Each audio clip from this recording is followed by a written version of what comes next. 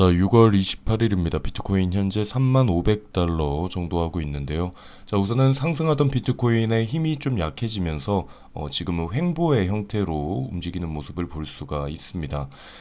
지금 우선은 어제 같은 경우에 여기 있는 추세 라인을 깼습니다. 하락으로 계속해서 눌림을 주던 이 추세 라인을 벗어난 것은 긍정적으로 우리가 생각을 해볼 수가 있는 부분입니다. 근데 여기에서 강한 슈팅보다는 여기서도 슈팅 나오고 다시 힘을 빠지면서 여기에서 다시 한번 이 지지 라인을 밟아주는 추세 라인 밟는 리테스트하는 모습이 좀 나왔거든요.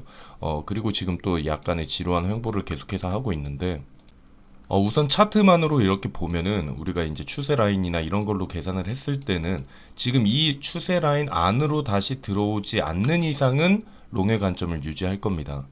근데 말했던 것처럼 뭐 제가 뭐 내일 어떻게 될 거고 몇 시간 뒤에 가격이 얼마고 이걸 말하는 게 아니죠. 투자는 항상 대응이라고 얘기를 했죠. 그래서 저 같은 경우에는 이 라인 안으로 들어오지 않는 이상은 일단은 롱의 관점을 유지를 한다. 근데 만약에 이 안으로 다시 들어오게 되고 그리고 이 아래 구간 지금 이전부터 이제 끌어올리고 있던 이 추세 라인 안으로 밑으로 깨져버린다.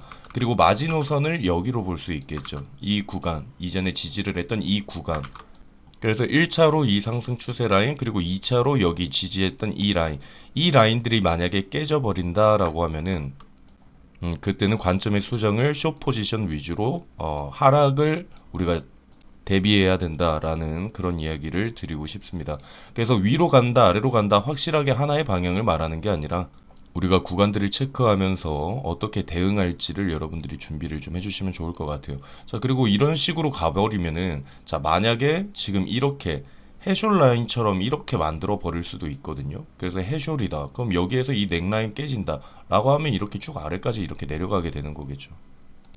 이런 부분들이 있기 때문에 롱 포지션을 가지고 계시는 분들 무조건 여러분들이 이 구간이던 아니면 이 추세 라인 만약 타이트하게 본다라고 하면은 이 구간에서 손절을 하던 이 구간이던 본인이 스로 기준은 꼭 잡으시고요. 그리고 무리한 숏 포지션은 아직은 저는 안 잡을 겁니다. 숏 포지션을 만약 잡게 되면 이 라인들이 깨지기 시작하면 그때 저는 잡을 거예요. 지금 위로 간다, 아래로 간다 하나의 방향을 정해놓는 건 아니다. 근데 일단은 지금 이게 깨지지 않는 이상은 아직까지도 상승을 할 수 있는 가능성을 열어놓고 있다. 라고 차트는 정리를 하면 될 것 같습니다. 자, 그럼 어제 매매 살펴보면 어제도 저는 롱 포지션 전략 계속 사용을 했습니다. 롱 포지션 들고 있었고 그래서 1차 매도 완료를 했었습니다. 1차 매도 완료하고 1차 매도를 30909에 정리를 했거든요. 여기 30909에 매도 가는 걸 걸어놨다라고 얘기를 해서 30909에서 수익 확보를 했습니다. 그리고 이전에도 조금씩 분할로 계속해서 움직였었고요. 그래서 이런 거는 전 중요하다라고 생각해요. 보면은 저는 추매를 해서 평단이 높아졌거든요. 그래서 저 본절에서 물량 50% 덜어낸다라고 얘기를 했어요. 어제 좀 찝찝해서. 그리고 오늘 같은 경우에도 이제 아침에 자기 전에 매도 이제 타기 잡아놓고 그리고 스로는 저는 본절에 스톱로스 걸고 잔다라고 했거든요. 그 당시에 제가 30524가 이제 평단으로 제가 추매를 했기 때문에 평단이 높아져서 이런 식으로 항상 본인이 스탑로스 되고 다시 올라가면 얼마나 아깝냐 이런 거 생각하지 말고 항상 보수적으로 항상 지키는 투자를 하시면 좋겠습니다. 그래서 어제 같은 경우에도 수익으로 다 마무리했고 손실은 본절에서 마무리했기 때문에 없습니다. 그리고 저 말고도 다른 분들 실제로 저희 방 분들 다들 수익 났고요. 그래서 매도했는 라인도 알려드렸고 일단 어제 매매도 뭐 큰 탈 없이 잘 진행이 됐다라고 생각을 하고 있습니다. 저희 방 물어보시는 분들은 항상 말씀드립니다. 영상의 아래 구간에 선물 거래 정회원방이 있으니까 여러분들 참고하시고 그리고 메인 정회원방이 또 따로 있습니다. 여기 같은 경우에는 현물 픽이 나가고 그리고 공부 자료들 나가는 곳이니까 여러분들이 참고하셔서 움직이시면 좋을 것 같습니다. 자, 우선은 매매까지도 알아봤고 자, 그러면 이번 주 일정 중요한 거 체크를 해봅시다. 오늘 저녁입니다. 오늘 저녁에 파월 의장 연설이 있고요. 그리고 내일도 또 파월 의장이 연설이 있습니다. 그래서 오늘 같은 경우에는 이제 이 연설만 우리가 체크를 하면 될 것 같고 내일은 GDP 발표가 있고요. 그리고 30일은 이제 소비 지출 물가 지수 이게 있습니다. 이것들 체크를 하시면 좋을 것 같아요. 그래서 파월이 뭐 무슨 얘기를 하느냐? 유럽 중앙은행 ECB가 있죠. ECB에서 26, 28일까지 이제 국제금융회의인 ECB 포럼을 개최합니다. 28일에는 정책 관련 패널 토론에서 29일에는 또 스페인 중앙은행 주최 컨퍼런스에서 스페인 중앙은행 총재와 이제 대담을 하는 건데 파월 의장이 뭐 메인은 아닙니다. 메인은 아니고 이제 같이 이제 이야기를 하는 건데 여기에서 지난주에도 파월은 매파적인 기조로 시장에 부담을 줬기 때문에 이번에도 크게 뭐 기대할 건 없지 않을까, 뭐 좋은 소리가 나오진 않을 것 같다라는 생각을 하고 있습니다. 자, 그리고 가장 흥미로운 부분입니다. 바로 피델리티의 현물 ETF 신청입니다. 어제 이 기사가 제가 나오자마자 바로 알려드렸긴 했는데 이게 확실한지 확실하지 않은지 팩트 체크가 필요하다라고 생각을 했었거든요. 근데 지금 이게 팩트가 맞는 것 같습니다. 이거는 굉장히 큰 의미가 있습니다. 피델리티 같은 경우에는 AUM이라고 하죠. 운용 자산이 블랙록 바로 다음이에요. 그러니까 엄청난 큰 규모죠. 지금 우리가 생각을 해볼 수 있는 거는 이 블랙록의 현물 ETF부터 시작을 해서 그리고 피델리티까지 움직였다. 현물 ETF에 대해서 신청을 했다라는 거는 굉장히 의미가 있다라는 거겠죠. 그래서 실제로 보면은 지금 이제 규제 명확성이 점점 발효가 되고 있으니까 이러다 보니까 이제 기관들도 점점 진입을 하게 되는 겁니다. 이런 부분들이 우리가 상승장을 좀 더 이끌어낼 수 있는 기회를 만들어 주지 않을까라고 생각을 합니다. 그래서 이 피델리티가 현물 ETF를 다시 한번 신청을 했다라는 것은 굉장히 큰 의미가 있다. 그리고 지금 최근 들어 계속해서 큰 기관들이 유입이 된다라는 의미는 우리에게는 기대감을 일으켜 줄 수 있는 그런 부분이라고 생각합니다. 자, 실제로 지금 보시면은 2022년 7월 이후에 가장 큰 규모의 암호화폐 투자 상품이 유입이 됩니다. 지난주에 1억 9,900만 달러가 펀드에 쏟아졌는데 거의 1년 만에 이제 최고의 유입이라고 생각을 할 수가 있죠. 자, 그리고 여기 프로시어스의 이제 비트코인 스트래티지 ETF가 있습니다. 여기에서도 지금 1년 만에 최대 규모의 주간 유입을 이뤄냈습니다. 자, 이런 식으로 점점 암호화폐 이 투자 시장에 점점 진입을 하고 있다. 관심도가 쏠리고 있다라는 거죠.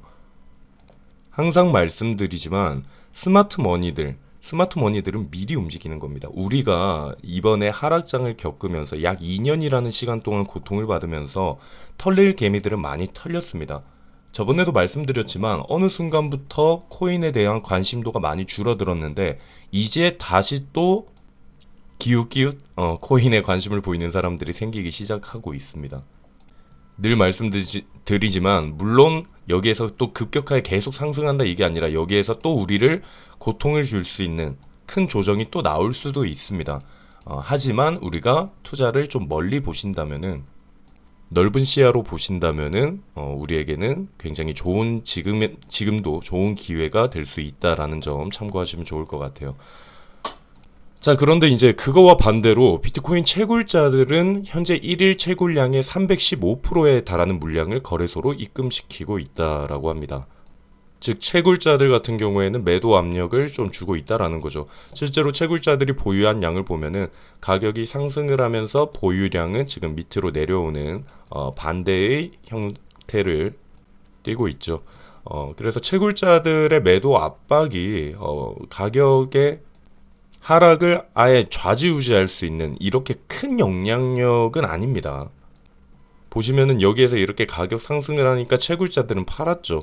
근데 단기적인 조정이 나왔다 해도 계속해서 이제 우상향할 수 있는 그래서 이게 뭐 영향력이 아예 없지는 않겠지만 채굴자들은 조금 후행이라고 생각을 하시면 될 것 같아요. 먼저 가격이 오르니까 나중에 팔고 여기에서도 가격이 오르니까 팔고 그래서 가격을 선행하는 지표는 아니지만 그래도 이제 매도 압력이 있을 수 있다. 그래서 만약에 지금 같은 경우에도 여기에서 상승을 더 이끌 수 있었던 건데 여기에서 계속해서 오르면 빠지고 매도 압력을 받고 있는 상황이라서 이렇게 잠시 쉬어가고 있을 수도 있는 겁니다.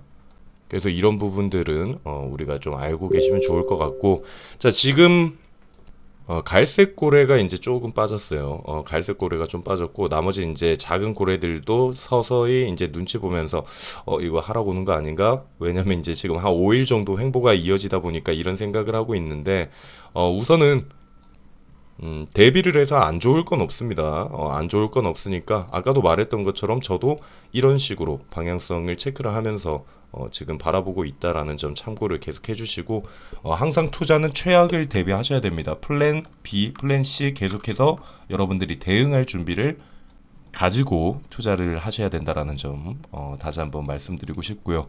자, 그리고 이제 주봉 캔들로는 조금 기대를 할 수 있는 부분이 있었는데 지금 MACD 같은 경우에 주봉 캔들이 골든 크로스를 이뤄냈었습니다. 근데 지금 보시면은 이 골든 크로스 신호가 다시 사라졌거든요. 그래서 좀 여기에서 가격 버텨주고 이번 주까지 좀 가격을 버텨주고 한다라고 하면은 그래도 좀 큰 틀에서 보면은 상승 쪽을 더 유발해 줄 수 있는 그런 모습도 나오지 않을까라는 일단 기대는 하고 있거든요. 그래서 주봉 캔들은 큰 캔들이죠. 그래서 주봉 캔들이 골든 크로스가 나와주고 또 이렇게 끌고 가준다면 MACD로 윗부분으로 올라간다면 나쁜 그림은 아니라고 생각합니다. 그래도 일단 단기적인 조정은 항상 여러분들이 염두하시면서 너무 무지성의 투자는 지양해 주시길 바랍니다. 무지성의 투자는 지양하지 않으시길 바랍니다. 자, 일단 오늘 영상 여기에서 마무리하도록 하고 일단 뭐 전반적으로 자꾸 이렇게 이런 소식들이 들려온다라는 건 굉장히 의미가 있는 부분이니까 이런 부분들 여러분들이 긍정적으로 바라볼 수가 있고요. 그리고 이번에 있는 파월 의장 연설 뭐 그렇게 중요하진 않을 것 같긴 한데 뭐 좋은 얘기는 안 나올 것 같아요. 그래서 이런 부분들 일단은 채팅방에서 실시간으로 여러분들께 공유를 좀 드리도록 하겠습니다. 우선 오늘 영상은 여기에서 마무리하도록 하겠습니다.